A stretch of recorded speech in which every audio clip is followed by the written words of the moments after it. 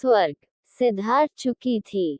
राजा अपने पिता की एकलौती संतान था और अब उनके माता और पिता दोनों ही नहीं थे।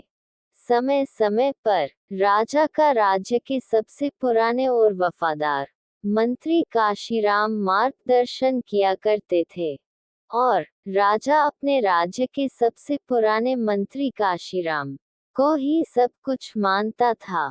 एक दिन काशीराम ने राजा को अब विवाह करने की सलाह दी। राजा को उन्होंने पास के राज्य की राजकुमारी प्रेरणा के बारे में बताया। कहा कि प्रेरणा बहुत ही गुणवती और संस्कारी है, साथ ही समझदार भी। आपके साथ इस राज्य को चलाने में भी आपको बहुत सहयोग करेगी। राजा ने पहले कुछ समय तक मना किया, लेकिन लड़की और उनके परिवार के बारे में सुनकर राजा ने उनकी बात मान ली। राजकुमारी और उनके परिवार वाले पहले ही राजा से बहुत प्रभावित थे, इसलिए वो विवाह के लिए तैयार थे। आखिर ऐसे राजा से कौन नहीं करना चाहेगा।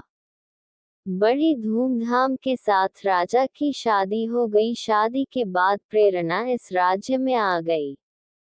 राजा प्रेरणा की सुंदरता के साथ उनकी समझदारी का भी बहुत बड़ा प्रशंसक बन गया। ऐसी कई बातें थी जो राजा बल से नहीं हल कर सकता, उसे प्रेरणा अपनी सूझबूझ से सुलझा देती थी। राजा और रानी दोनों ही एक दूसरे को पाकर बहुत ही खुश थे।